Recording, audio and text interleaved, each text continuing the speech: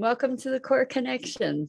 I'm Mira Rubin here with you on Enlightened World Network. And today's topic is lessons from the Phoenix. We know about the Phoenix rising, but there's more to the story. And I think that as we explore them, the additional details, it may give us some insight into moving into greater wholeness. So I'm excited to share this with you. Excuse me. But before we get started, let's take a minute or two to get present. Let's take a deep breath in through your nose and hold it. And imagine clean, crisp oxygen flooding your lungs, flowing into your bloodstream, nourishing all your cells, all your organs, and bringing vital life energy to your body and being. And as you exhale, exhale any tension, stress, negativity, fatigue. And now let's take another deep breath in through your nose and hold it. And this time, imagine clean, crisp oxygen flooding your lungs and flowing into your bloodstream, nourishing all, here we are, nourishing and enlightening and enlivening and energizing all your cells, all your electrons, all your molecules, and creating this brilliant beam of light from your heart out into the world.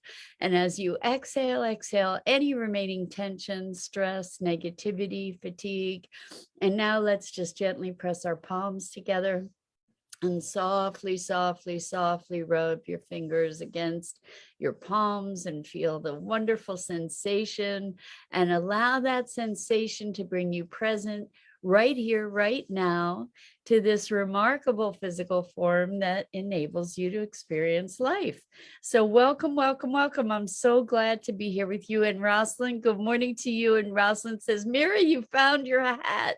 Yes, so the hat is a funny story because this hat was a gift from a client / friend, and I just adore it. And it disappeared. It was like the gremlins just came and took the hat, and it was gone for weeks, maybe more than a month. And I had no idea where it went. And just the other day, I went into a drawer that I never go into, like rarely ever go into, and the hat was in the drawer.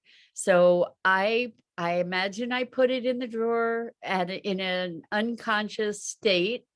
And now it's back and I'm thrilled. I still contend that maybe the gremlins did it. So anyway, thank you for noticing, Rosalind. I really love this hat. So, it's funny, not that often do we find things that we really, really love. And this shawl is another one of those things. It kind of reminds me of this background too.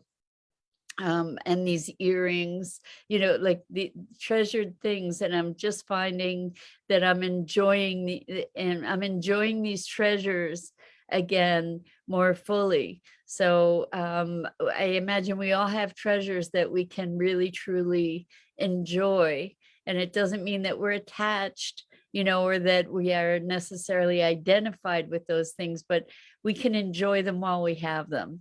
So thank you, Rosalind, for noticing the hat. And good morning, Dido. I'm presuming that's you. And Gia, welcome. It's so good to have you here with us. Gia says, I was listening to your yesterday's talk on trauma. Well, so you gave me a really good segue into what we're talking about today, because really when we were talking about trauma yesterday, we were talking about rising from that trauma, renewed or anew.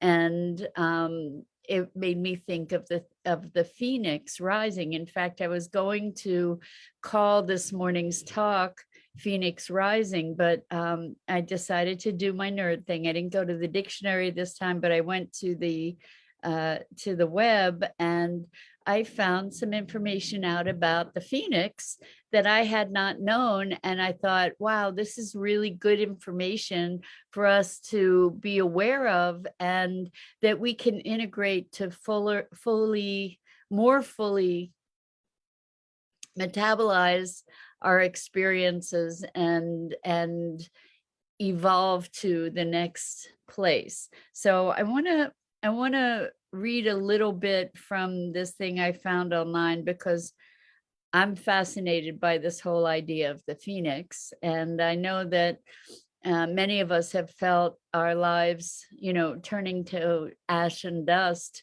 and through trauma, through experiences, and then to be emerging from that, what does it look like? And so I'm just going to read a little bit of this. This is from a website called Ancient Origins, Reconstructing the Story of Humanity's Past. And I just found it on a very simple search. So I don't know what else is on the website, but I found this interesting. So I'm going to share it with you. Ancient legend paints a picture of a magical bird, radiant and shimmering, which lives for several hundred years before it dies by bursting into flames. It's then reborn from the ashes to start a new long life. So powerful is the symbolism that it's a motif and image that's used commonly today in popular culture and folklore. This is the majestic phoenix. The legendary phoenix is a large ground bird, much like an eagle or peacock. It's brilliantly colored in reds, purples, and yellows, as it's associated with the rising sun and fire. Sometimes a nimbus will surround it, illuminating it in the sky. Its eyes are blue and shine like sapphires. It builds its own funeral pyre or nest and ignites it with a single clap of its wings. I had no idea. After death, it rises gloriously from the ashes and flies away. So I think that I just want to put a pin in this. I think it's really awesome to understand that the phoenix builds its own funeral pyre and nest. And yesterday, when we were talking about trauma, we talked about what if we designed our lives to include every aspect of it, or every aspect of them, including our trauma, so that we could rise from that to become something more. And so here, reading this about the phoenix, I thought that was really fascinating. So I'm just going to continue.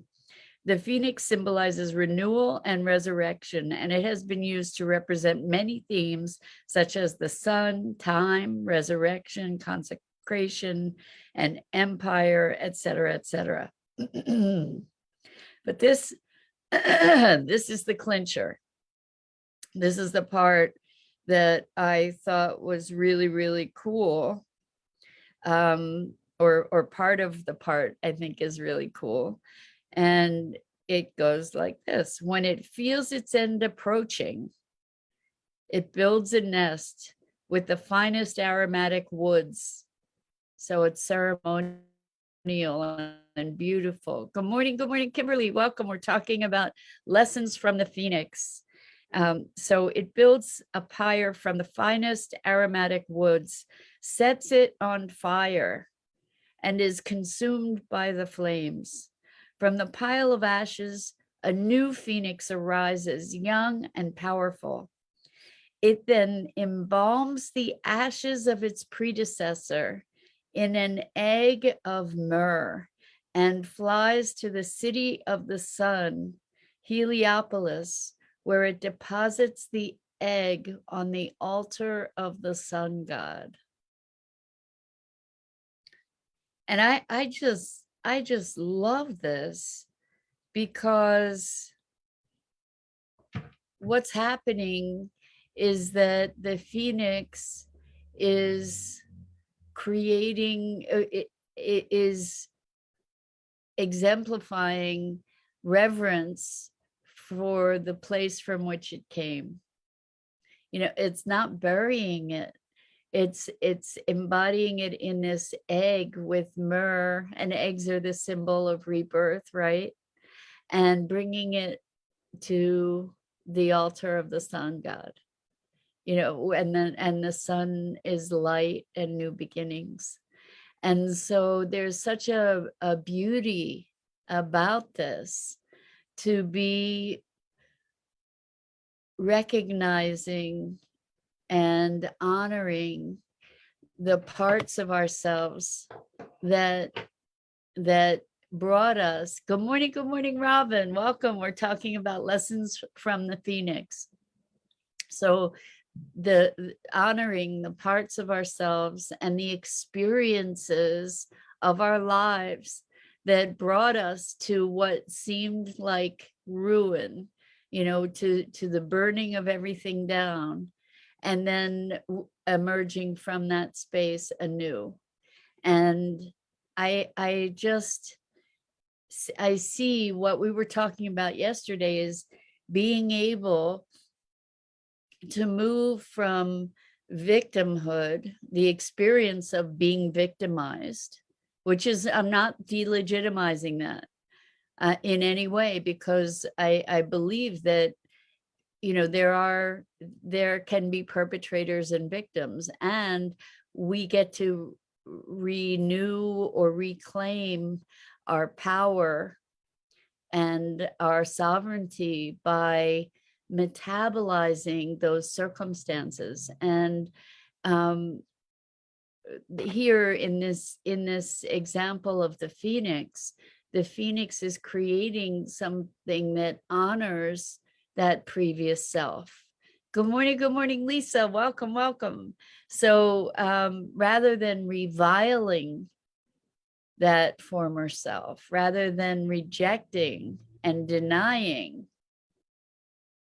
Good morning, Catherine. So good to have you here this morning. We're kind of continuing upon along yesterday's conversation. We're talking about lessons of the Phoenix, and so I'm not sure if you heard it, but what happens is the Phoenix builds its own funeral pyre with aromatic woods, and it alights it ignites that pyre that allows its burning up, its transformation. And this is what we do.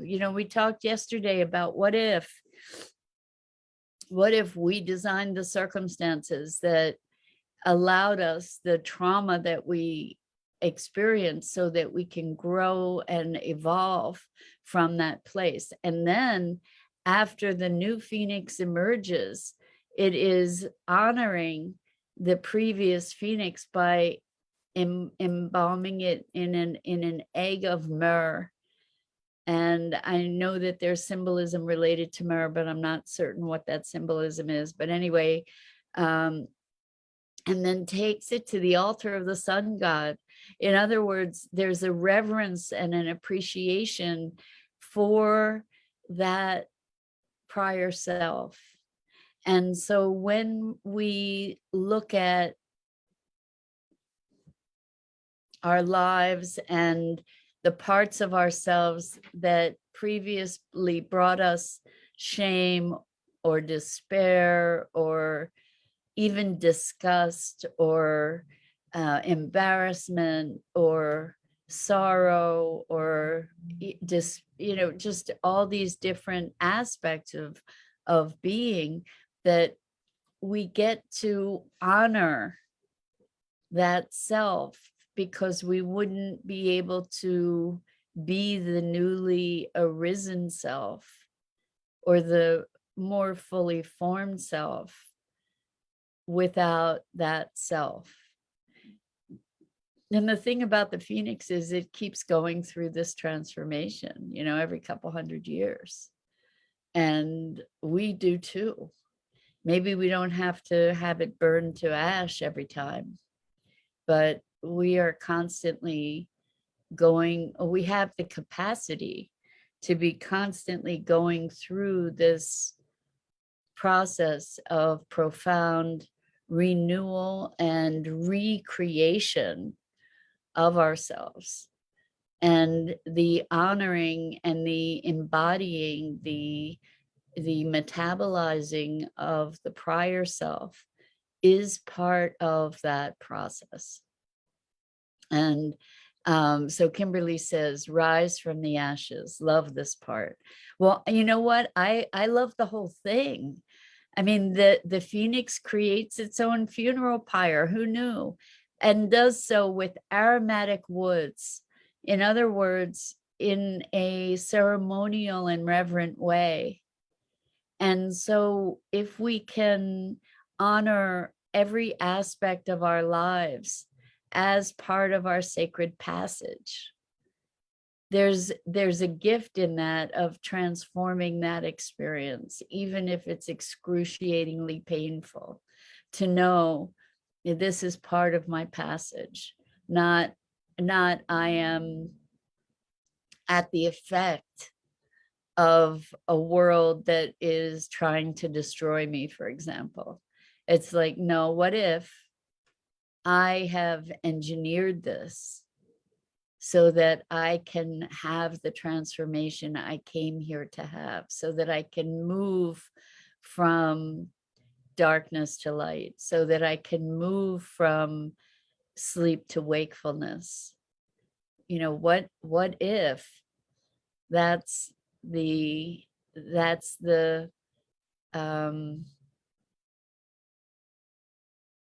passion play? You know, what if that's the drama that we came here to live out in such magnificent fashion, to get to the other side, you know, of this grand awakening? So Lisa says we choose our incarnations on earth. A lot of times it's too hard, it's to learn and complete lessons. That's how I looked at that time. I allowed myself to be the victim. Exactly.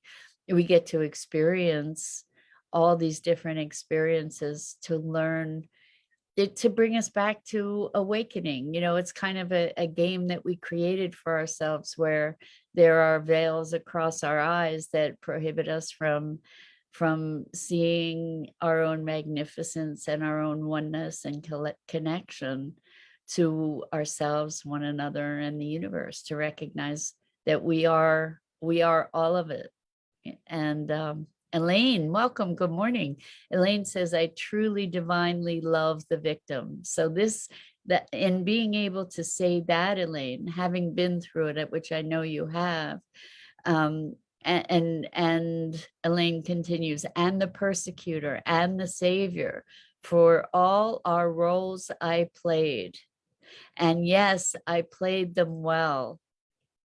Now, complete wisdom is letting go of the past roles as I live in the present, empty now.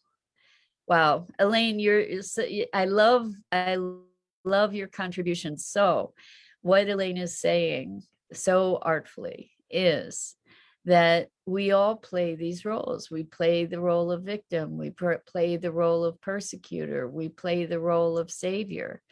And that there is a place of becoming where there's emptiness and where we just are being.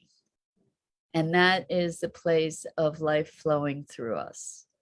That is the place of us being a vehicle for life itself, without the roles, just being in a dance with life as it unfolds, and being responsive, you know, response able, and really just being the dance of life, embodying the dance of life.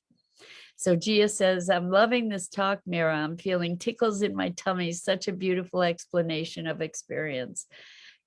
That's wonderful, Gia. I'm so happy to hear that. And tummy tickles are the best, right?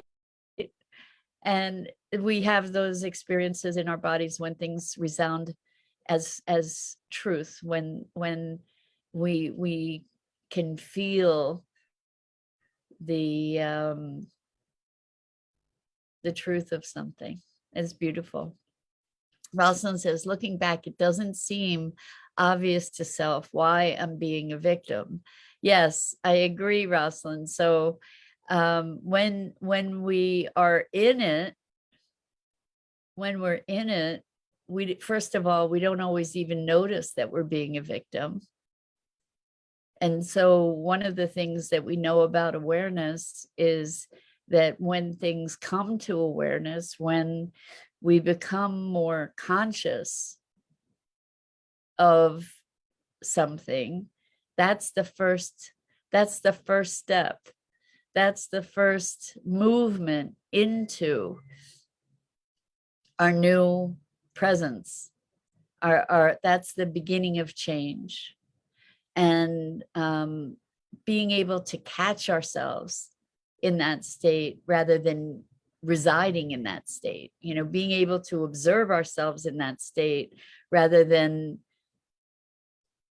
acting out that state. That's the first ticket. That's the first challenge. We can often see these things in retrospect. And the idea is to shorten the time between when we see them and when they occur. And eventually we get to notice it in the moment. And maybe then the next step might be that it just doesn't happen anymore. That we've created a new pattern where all that arises is the awareness is like, oh, what's going on here? What's happening in this situation? Rather than going into victim mode. And so Gia says, I've gone through a lot of pain and victimization, darkness, whatnot. I do not know why, but I now feel I am waking up to my new being. Just a baby yet, though. And so Gia, when you first communicated, when you first started communicating in this venue, I remember you were in an exceedingly dark place. And it's beautiful to hear that you've moved through the most of it and that you're waking up to a new being. This is the Phoenix rising. And the thing that you get to do is to honor your passage. You don't get stuck there. Don't have to identify with it. It doesn't have to be who you are, but it's part of what's made you. And when we acknowledge that all of our parts, we don't get to exclude parts of our lives, to say, well, my life would have been great except for this, or my life is great except for that, or if only it had been this way instead, you wouldn't be who you are. And so you get to be all of it and embrace all of it, because it's all contributory to where you are in this moment and to where you're going to go. It is all part of what shapes you. You don't get to electively excise different parts of it, right? So Catherine says, having aha moments. Beautiful. I'm so happy to hear that. And Catherine, really, you can take a heart from so many people who are joining us in these conversations to know that they have been through the darkness, seriously, like where they didn't even know where the next step was going to come from. And they're starting to, or have moved into a very, very different place of presence and empowerment. So you can take heart to know that it's possible, and that if other people can do it, you can do it. Gia says, I also want to thank you, Mira, Rubin. You've been a part of my evolving, and Elaine has been the biggest part. She's awesome. She's helped me in my darkest moments. I'm so happy to belong here. Gia, that's beautiful. Thank you for that acknowledgement. And Elaine, thank you for your contribution. It's a beautiful, beautiful thing. And Lisa says, we're all work in progress. If we're lucky, we learn and grow every day. Absolutely.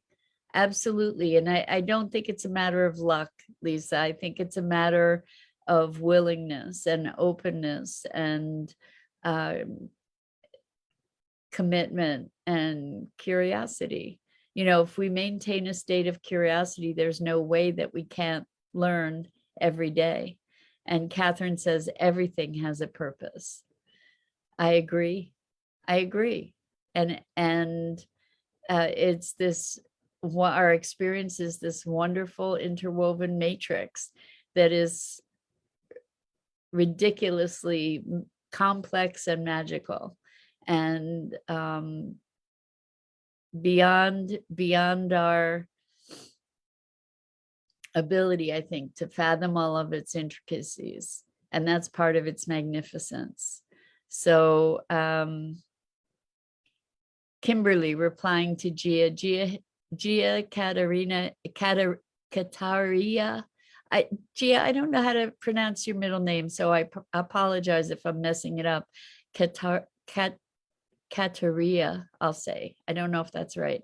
Hinger, it's so beautiful, healing, growing, learning. Glad you're here too. So that's beautiful, Kimberly. Thank you for that. And Catherine says, yes. And Rosalind says, my Phoenix rising was when I lost weight after recovering from being sick. It was a catalyst to ignite something, and thankful for these morning connections. Me too, Rosalind. I find these morning connections to be really enriching for me. It's an awesome way to start the day. And I so appreciate this forum and all of your communications and getting to know you more. It's really been such a gift and a blessing. And Gia responds to Kimberly saying, thank you, dear friend. So how awesome is it that we are able to create these rich connections and sharing in this context? It's amazing, really. It's quite amazing. Anyway, that's it for this morning. I'm Mira Rubin. This is the Core Connection, and I go live here on the Enlightened World Network Facebook page each weekday morning at 9 a.m. Eastern. And I invite you to check out the other wonderful programming on EWN One with the Earth, EWN Enlightened Living, and of course, Enlightened World Living. I'm sorry, Enlightened World Network. So Gia says, oh, Mira Rubin, I would love to hear my name from you. Thank you from the bottom of my heart. Even if I destroyed the middle name, Kataria. I hope that's right. I don't know, but it's a beautiful name.